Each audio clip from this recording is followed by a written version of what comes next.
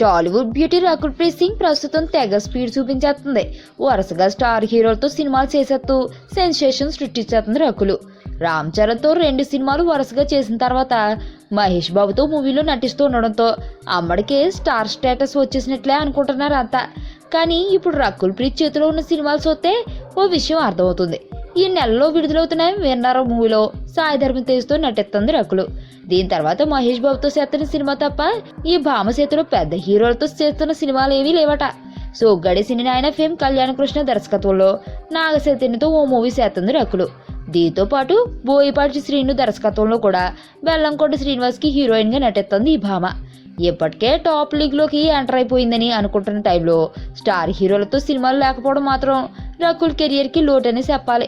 అర్జెంటుగా ఒకరిద్దరు స్టార్స్ ప్రాజెక్టుల్లో చోటు దక్కించుకోకపోతే రకుల్ ప్రీత్ సింగ్ కెరియర్ కి జోష్ తగ్గినట్లే అనుకోవాల్సింది మరి.